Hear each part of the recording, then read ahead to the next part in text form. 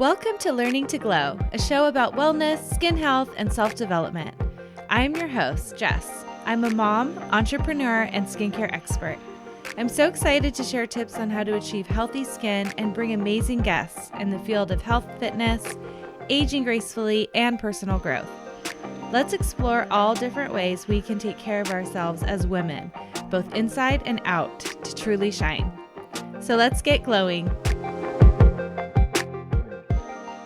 Hello and welcome to Learning to Glow podcast. I am your host, Jess, and we are back today with another amazing episode. This is an interview with Emily Brown, and I cannot wait for you to hear it. She is the founder of Genetic Garden. She is an integrative and functional nutrition practitioner, and she's an epigenetics expert, Pilates professional, and she has been quoted in Goop. She developed the Genetic Garden program based on the fact that every human body is unique, and in order to achieve results, we must understand the whole picture: food sensitivities, energy levels, sleep habits, stress levels, hormones, exercise, and of course, DNA. We talk about a lot of these topics today. Her approach is client-centric, collaborative, and takes each unique personality into consideration when working with clients.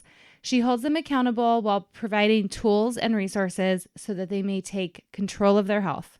Emily aims to change the way modern society understands their body and takes preventative measures to live long, vibrant lives.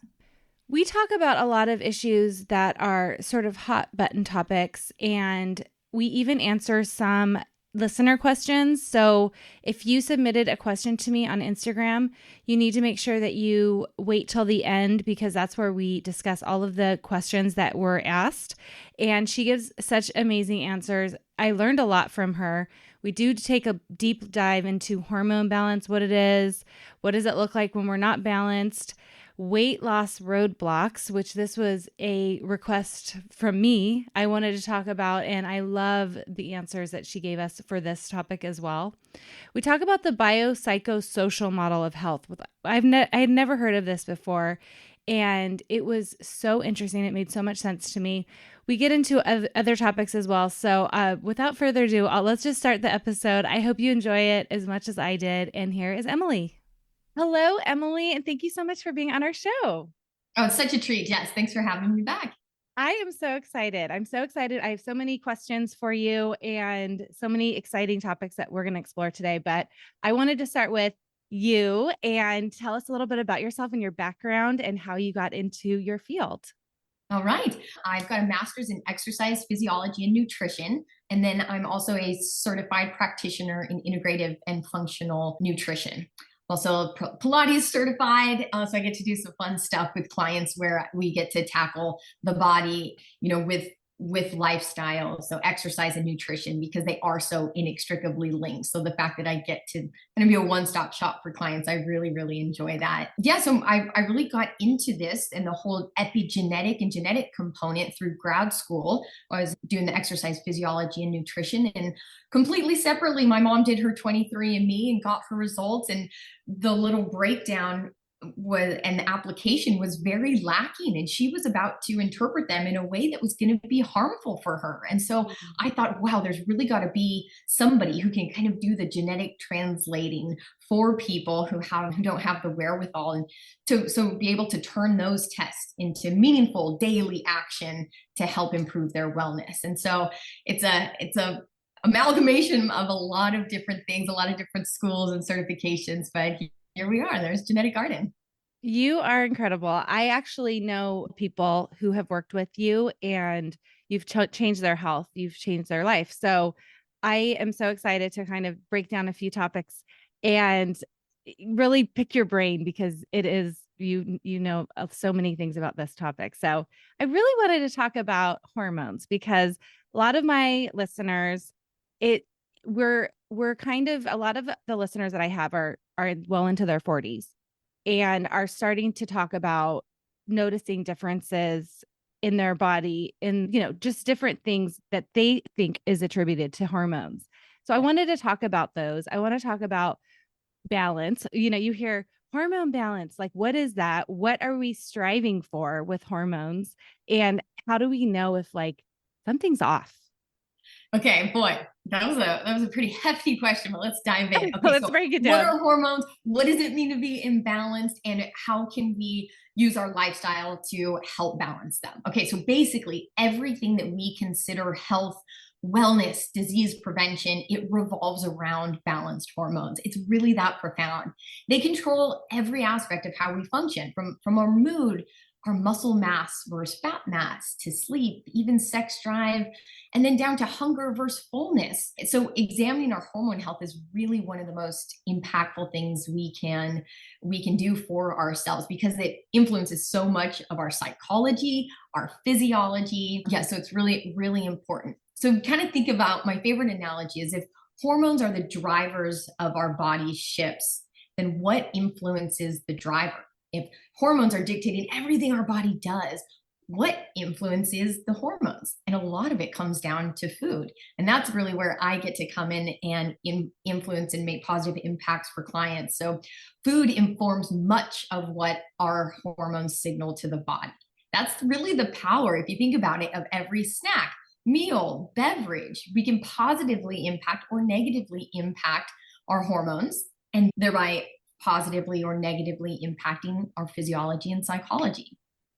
So yes, it's a little important that we talk about this. And really, I love that you're talking about how we can really make a difference with our hormones just with nutrition, and how that is just like crucial and critical. So first of all, how does somebody know that they're having an imbalance with their hormones? What That do they look for? that's pretty tricky, because symptoms can be so varied, and Mhm. even between high or low on one hormone. If cortisol is high versus if it's low, you might have different symptoms. And so it's not really as clear cut as, if you're feeling exhausted, look to that one. It's usually a suite of things, not only hormone imbalances, but the things that drive hormone imbalances are nutritional deficiencies, and maybe a little bit of over hyper stressed system and the nervous system. And so working with somebody, that's really how you get to narrow down where your symptoms might be coming from, by having a conversation and going through a symptom questionnaire. But really, I just like to cut through all of that, take all the guesswork out, and start with a functional test, because then you can figure out what's going on exactly with your hormones, which ones are imbalanced. Not only that, you figure out what toxins might be contributing to those imbalances, what nutritional deficiencies, like I mentioned, could be adding to those imbalances. And then what about food and environmental sensitivities? Those can also impact hormone imbalances. So that's why it's so important to not just sort of self-diagnose. I kind of feel like my cortisol is high, which, to be honest, post-COVID, like, we're living in a hyper stimulated, stressed, fearful state. And so adrenal fatigue is quite common. However, you can't just address that without looking at the whole picture, at the whole body. Oh, I love that. And then that talks about how you really need to look at this from an individual perspective. So that's why the testing is so crucial, because you have to look at it by what is this person testing for, and it's not just a guesswork. Totally. Personalization is key. It really just makes healing happen faster. It happens more efficiently and effectively when we're making changes based on Jess's biochemistry, Mm. rather than just these are general ideas for improved health and wellness. We get to go in and make very tailored and targeted adjustments. I feel like that would also really streamline the process of getting to the bottom of what the problem is, instead of like, okay, let's try this first. And then time goes by and nothing's happening. And then so the next thing is let's try something else. It's like you're really streamlining that process of getting balance and healing. So I feel like that's a really important thing, especially I'm sure people are completely ready. They do not want to waste time when they're feeling terrible. Yeah, totally. When we start seeing positive results, that's the most motivating factor we can have. And so if you can get a client to that point quicker, you're going to have a happier client, a healthier client quicker. And so it's just a win-win overall to get those personalized insights and start there. I love that. So I know one of the side effects, I guess you could say, of not being hormonally balanced, and I know I feel like, especially as we age, this becomes more of a problem as well, but people start to gain weight or they're having trouble losing weight. And there are different roadblocks that we have with weight loss. Can you touch upon that and maybe some ways that we can tackle that problem that we're having? Definitely. Okay. So I'd say when I have weight loss as a goal with a client, first of all, we try to go a little bit deeper and find out a more of a feeling or an emotion that we're after rather than a number on a scale. So what are you looking for? You're trying to be more energetic with your kids, or you just want to have a more longevity in your lifestyle. So rather than focusing on weight loss, we do try to focus on a little bit more of an internalized intrinsic value there. But the four pillars that I look to would be hormones, of course. And that, because it is such a hot topic, clients do love to explore those ones. So hormones, toxins, nutrient deficiencies, and then food environmental sensitivities.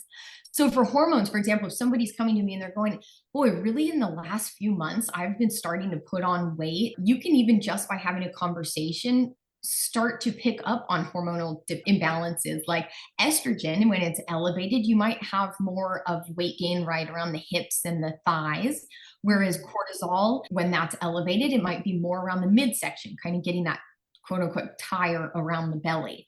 So again, you can start to pick up on things just through like a nutrition focused physical. That's by looking at somebody and answering questions through conversation. But again, I would go right to a test first and foremost. But what hormones do is they really dictate, when I put food in my mouth, is it going to be stored as fat or is it going to be used as fuel? And so when we have an imbalance there, maybe those scales are tipping way farther towards being stored as fat. And so even if we're putting in healthy food, if the underlying factor is a hormone imbalance, it's near impossible to achieve those weight loss goals. Not only that, the kinds of hormone imbalances we can run into might impact our energy or our mental health or our motivation to move and eat well. And so there's a whole suite of hormones to look into to uncover reasons why you might have a roadblock there. I love that. That's great. That's a good one. It's a big one. It's a huge umbrella. Hormones are a huge umbrella. And number two would be toxins. This one often goes overlooked because the really good kinds of testing in the functional health world are looking at this, and it's becoming more popular, which is fantastic because things like parasites or fungus and mold, they can directly impact our weight loss efforts. Not only, parasites can live right around our liver and our gallbladder, and they eat our nutrients like our iron. So there goes our energy. Now we're not motivated. Or even things like fungus and mold, it impacts our estrogen, drives the estrogen up, leading to that perpetuation of weight gain. So when we have a hormone imbalance, how we started off by saying, somebody thinks they have elevated estrogen. Well, great. You might be able to eat some more broccoli and have those estrogen lowering compounds. But if you haven't gone to the root of all of the issues causing that imbalance, you'll just be doing one step forward, two steps back. So toxins is a really wonderful area to look into if you're at a weight loss roadblock for sure. Oh, I've never heard that before about the mold. And that is something that for somebody, I can see how frustrating it is if you're having all of these issues and your hormones are imbalanced and you're eating the right things and you're doing the right things, you're eating at the right times, all of it. And then you have something like mold that is holding you back. And so I love that you can get that looked at through testing as well. Totally. So that one's speaking from experience. For example, oh wow, for me, I had some skin issues going on, and I was also feeling like my exercise and my lifestyle wasn't equating to the way that I was looking and feeling. I'm doing everything right. Why isn't it feeling right? Well, this is the example. So I had an underlying mold infection, which was further driving the estrogen.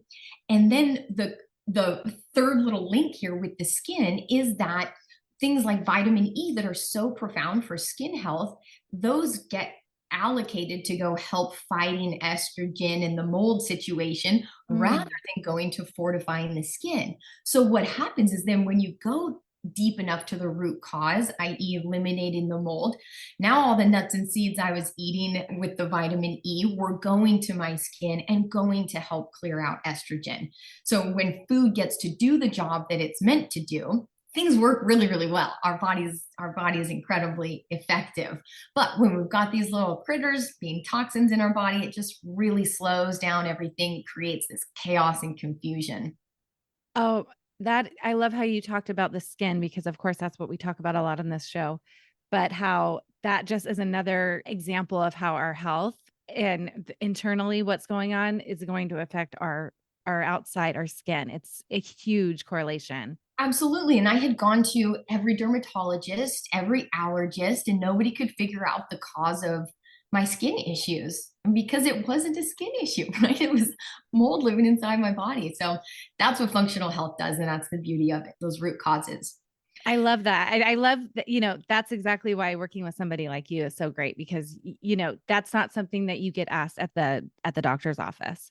So, really getting, like you said, down to the root and crossing off all the boxes, making sure everything is as it should be, or if some, trying to figure out what that key missing puzzle piece, Yeah. it's like mind blowing that you can have a skin issue because of something like that. Totally, totally.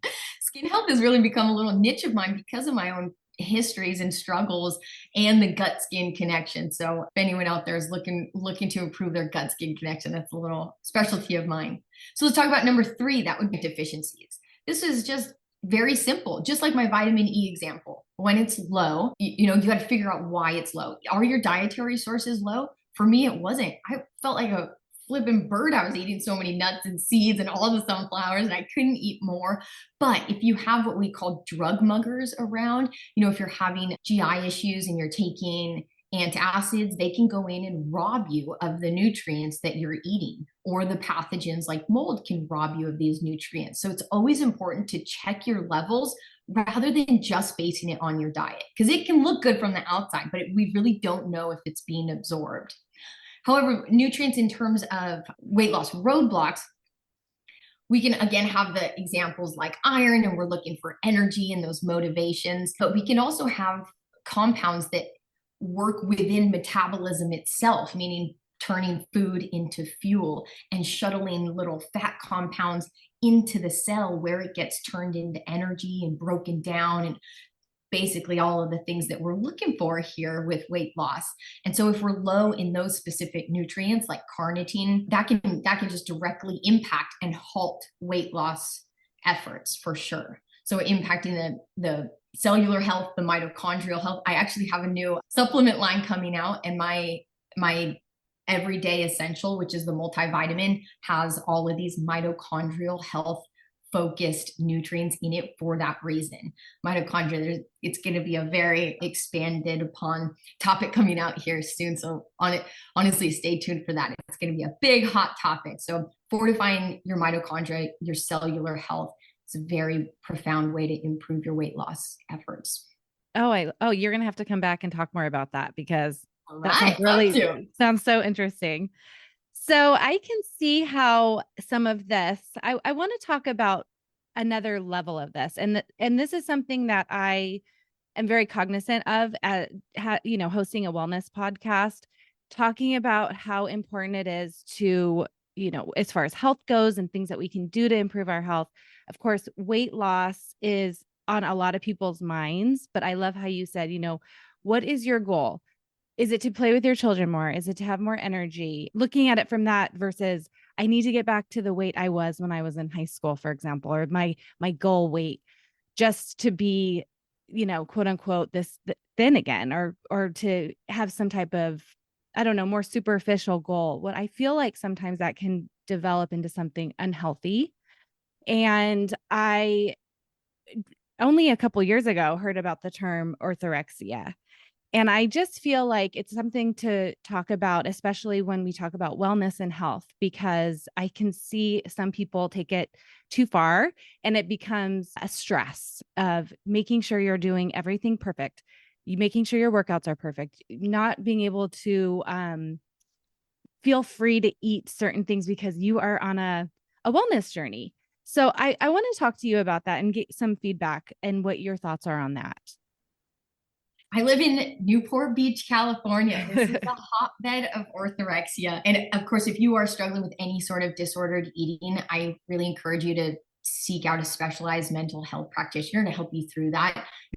It's very rarely actually about food. It's about control and our traumas and our stress that we haven't brought to the surface and dealt with and named, and all of those really profound ways that we can heal from the inside out. But orthorexia is really when the pendulum swings a bit too far and we take healthy eating to a detrimental level. We're hyper focused on controlling the clean foods in our environment. And sometimes, if you don't know if these are feelings that you're struggling with, you could kind of start to ask yourself, are these restrictions impacting your social network? Are you saying no or RSVP no to certain social events because you're worried that you won't be able to control the food, or you won't be able to ingest something that's perfectly clean? Yeah, it can just be a very, very isolating place to be, both mentally and physically, because you start to recluse and become a party of one. And it can be not only detrimental to your health, because typically what you start to see is a lower calorie intake because of the fear around food. And what that actually means is that over the long run, it's going to slow your natural metabolism, because our metabolism is adaptive. And so if we bring the calories down, our body's like, okay, this is just our new normal. We don't need to have a higher metabolism. But also then you'll start to have a lower nutrient intake, which means that's at the expense of healthy aging and longevity. And so these short-term hyper control issues can be very harmful for us in the long run. Yeah. And I love what you said in the beginning. If you feel like you're going down this path, like definitely seek some help, because it can get progressively worse. And we had spoken earlier about this model of health, and I feel like this is a good time to talk about it, because it really does take into account that sometimes the stress of being perfect and trying to create the perfect diet and wellness program, that can be worse than sometimes just indulging in the foods that you're so worried about eating, for example. And I want to talk about the model of health that can help us keep in check when one of the areas may be lacking a little bit. Yes, I love this area. Okay, so first, what I love to kind of just put out there is giving up on good in pursuit of perfection. That's just the saddest spot for me, because people get so hyper focused on everything being perfect and clean, when really the good enough spot is where you want to be. That's sustainable, that's flexible, that's an approachable, healthy way of living your life. So don't try to give up on good in pursuit of perfection. That's what I'll start with. But okay, so what you're alluding to is the biopsychosocial model of health. And let's go through a little imagery. So put up your right hand and your left hand, make a little triangle. So the right palm would be your psychological. This is where your emotions and your behaviors live. And then your left hand is going to be your biological. This is your genes and your nutrition.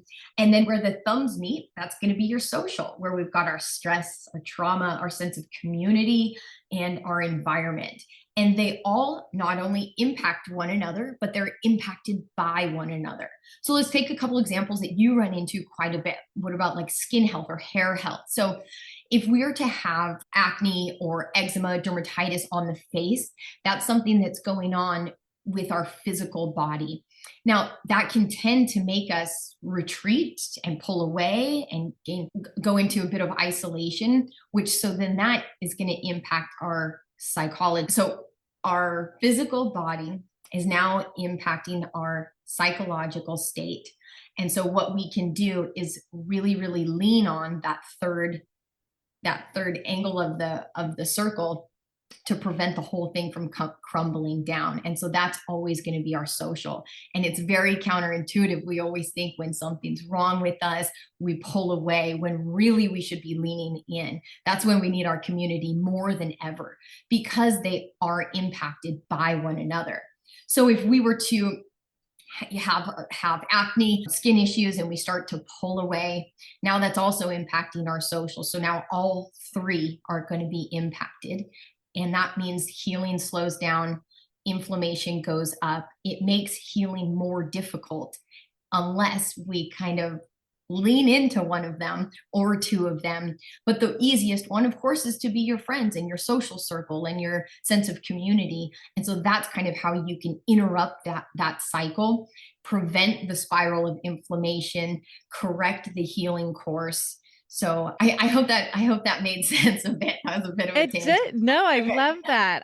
And it's not something that you hear about. This is a brand new model to me. And the fact that, yes, of course, when we're feeling like for this, I like the skincare example. You're like, oh, well, why would I want to go out in public or like be with my friends? You feel like, oh, I want to retreat. I'm having this issue. I had an issue with one of my eyes, a rash that a dermatologist could not sort out. And it looked like I had a big sty eye. Oh yeah. And, really, it's sometimes when it's most difficult to reach out or want to be around people is when you most need to. And I think like looking at it from that way and how it's actually can possibly slow down your healing by not leaning into those other areas is, I think, a good motivator to make sure that you do lean into those and seek your community. Totally, because your initial instinct is going to be to kind of hide and retreat. But if you really lean into not only healing and improving your relationship with others, but yourself, that is how you go down to the genetic level to impact healing and turn up. You can even impact your weight loss if we kind of like put a button on the earlier conversation. When you lean into your sense of community and healing your relationships with yourself and others, you go down to the genetic level, turn on the fat loss genes, turn down the fat storage genes, turn down inflammation, turn up immunity. The power Mm. here is very profound when we treat that third part of the circle like we should be, but we just don't, especially post COVID. And we're living in such a fearful state. So if you think about our our community right now in our world and our society post COVID, everyone's fearful. So that's the psychology going on. And as a whole, we're kind of an unwell population, unfortunately. And so that's part two of the circle. And we have all completely been forced to isolate. So, of course, that's why we're sicker than ever. We have all three areas of the biopsychosocial model impacted negatively right now. So for the ones that we can control, those relationships, that's really where I would lean into. Go call a friend, go call your grandma, make some cookies for a neighbor. I mean, I love doing things like this. They trust me, there's nothing altruistic about either volunteering your time, doing something for a neighbor, calling somebody you haven't talked to in a while, particularly FaceTime, because then you get the dopamine hit of seeing their face, which is even better than a phone call. But truly, it's not altruistic, because what it does for yourself, down to your cells, down to your genes, is a pretty selfish act, but a good one. I love those examples. That's awesome. Do you have any other, give us some more examples of things that we can do? And I know I see you on your Instagram, and everybody will have to go and follow you. I'll link all that in the show notes, but like getting outside, like different things, you talked about immunity. What are some other examples of things that we can do just to look at, looking at that whole circle of how we can improve our wellness or things that might be happening with us that are a little negative?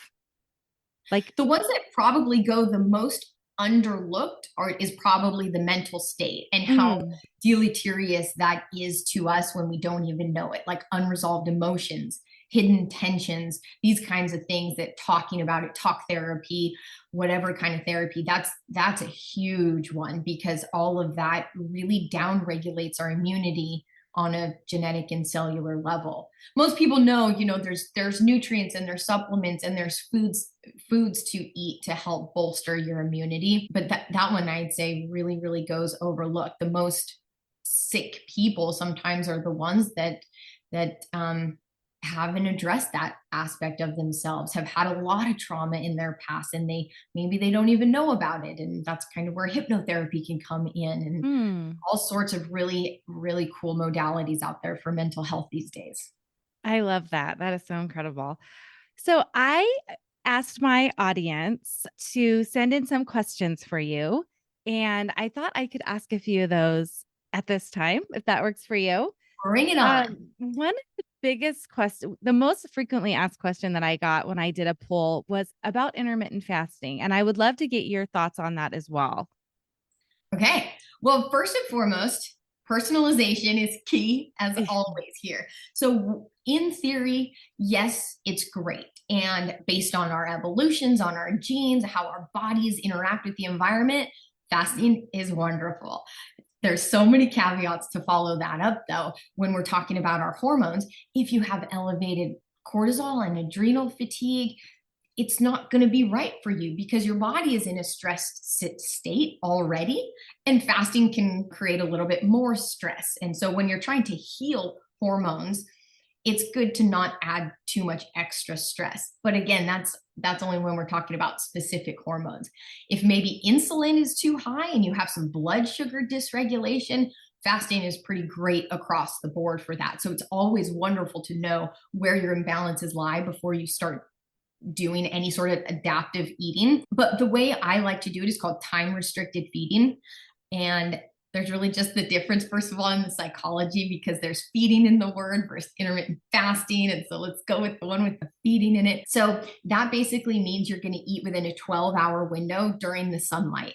And the reason that is, there's a couple of reasons. First is that your genes that help with metabolism, digestion, absorption, dealing with food and fighting inflammation, they get turned on, little knob gets upregulated when the sun's out. And so that's when we are equipped to handle food in our body. And they get down regulated at night when the ones for sleep and restoration, hormone support, cellular turnover, and DNA synthesis all get turned up. And so when we're eating, when the metabolism genes are turned down too late, our body doesn't handle that well. We can get gassy and bloaty because we're not digesting very well. But it also means it's at the expense of all those wonderful restorative components that should be turned up and active. And so when you're thinking about a 12-hour window, say you start eating breakfast at 7, you're going to be done by 7. This is very flexible. You can do it wherever you go. It's sustainable and you can travel with it even. What you want to do, though, is a couple times a week, you're going to scoot the dinner in, maybe go 6, maybe 5, and then ideally a 4. I like to always approach it when the breakfast is right around 7 or 8, and then it's the dinner eating window that comes in. That's where the better benefits are, as opposed to later breakfast, later dinner. The benefits aren't as great. And plus, I see a lot of negative side effects because we wake up and we have to work. Like, we got some brain food and fuel and cognitive demand on our hands here. And so when we've fasted and are now working and have these tedious brain functions going on, you get irritable, you get hangry. And typically what I see is that perpetuates throughout the day, meaning you'll overeat at lunch and at dinner. And so there's just kind of a lot of personalization that you can do there based on work, and just applying these concepts in a way that's applicable to you personally. Okay, so I've never heard it explained that way, and that makes so much sense to me. Also, I've heard a lot of podcasts in the wellness space saying you should intermittent fast. You shouldn't eat till noon or 1, and I tried it and I just did not do well. And I have hormone issues. I do have a hypothyroidism, and I just felt like this is not a one size fits all. Like the way I had been, everyone should do it this way. You should eat as late as possible. I've never heard of, starting with breakfast, because most people who speak about intermittent fasting are like, don't eat breakfast. And so I felt like I didn't for a long time. And I started eating breakfast last year, which is so funny to say, but I started eating breakfast.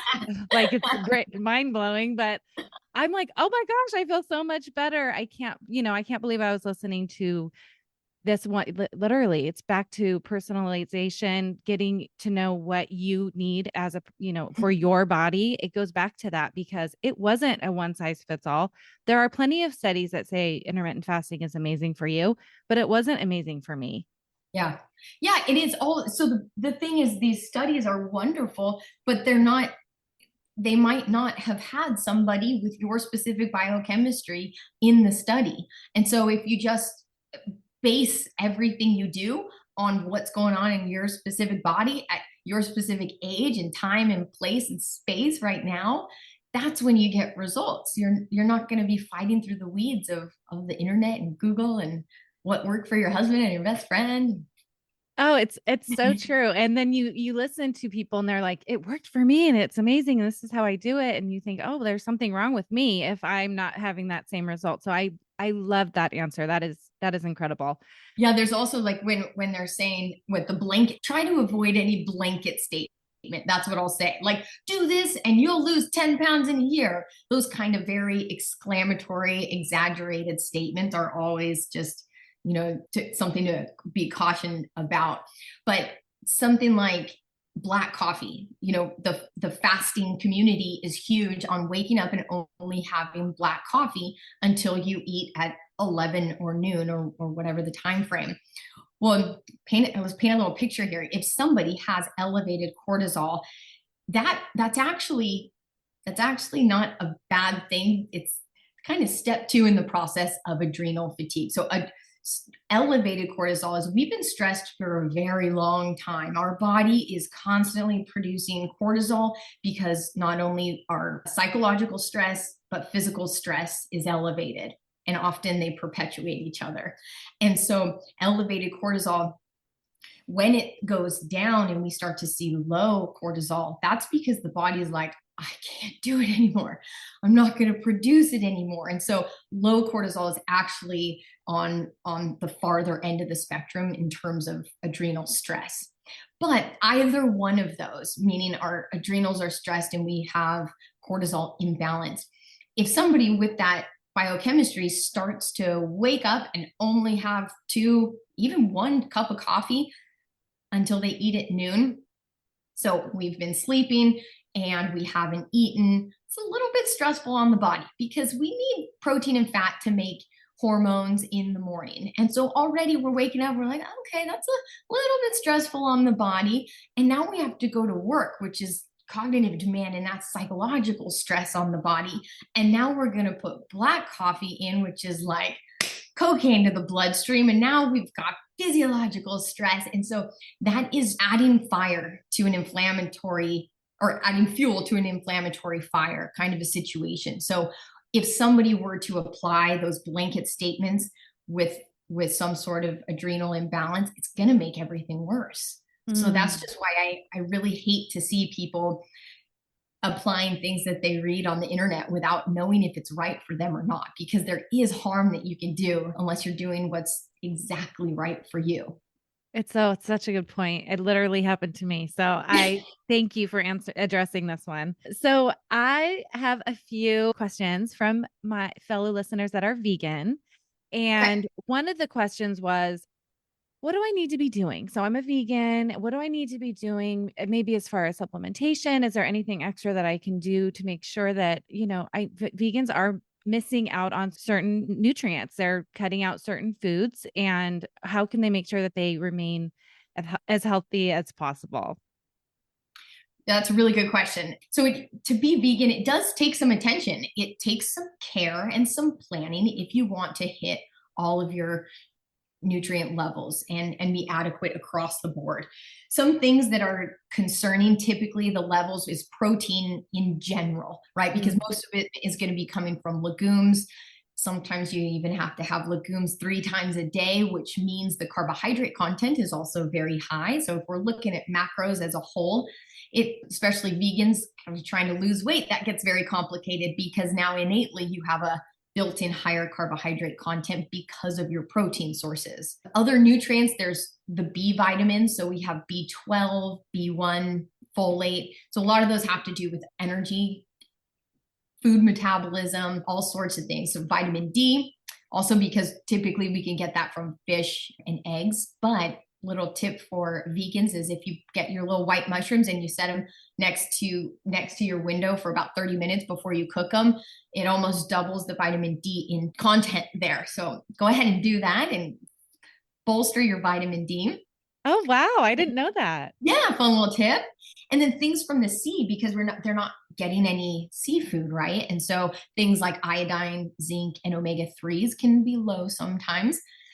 I would go for an algae-based omega. I do have vegan clients, so this is something I work with. An algae-based omega, or just making sure you have algae and seaweed and kelp and dulse in the diet. You can even get little seasoning salts by Bragg's that are made out of that kind of thing, or Daybreak Seaweed is a great company. Overall, though, what that could look like, you can have low energy, kind of mental health issues like ADD, anxiety, lowered metabolism, gut health, immunity, because we got vitamin D as an issue there, which is a genetic communicator. You can have genetic impacts there.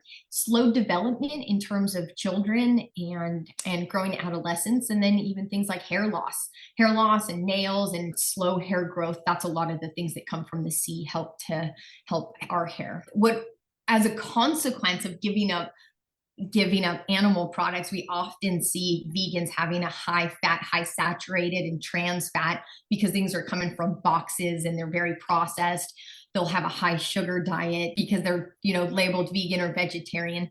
Doesn't mean they're healthy. They can still be kind of junk food. So yeah, there's just a lot of consideration to do there, but it can absolutely be done for sure. I love that. Those are really helpful. I love the examples that you gave as well. That's really helpful. Oh, one thing is cooking with, if you're ever doing baked goods or if you know how to work with molasses, it's really great. It's the only sweetener out there that actually has nutritional benefits. It's got a calcium and iron and some other wonderful things in there. So go learn how to work with molasses. Oh, that's a good tip for all of us, even the Into the cookies all day. Nice. I haven't used molasses in a long time, so I'll have to look up some recipes. Yeah. So more about food. One last question about food. Favorite topic? Anti-inflammatory foods was a question. So maybe some examples of that. Yeah. Well, first of all, we all need them, right? Because inflammation, it's not about who has it. It's about how much we have and where it's held in the body. And so everyone needs an anti-inflammatory rich diet. It's not just for the elites in any category. But my favorite is to get the rainbow every day and to get very comfortable using herbs and spices. I love to have a little herb garden. I have an arrow garden, so they're just the little pods that grow on my kitchen counter. And then with the spices, I love to get kind of pre-made ones.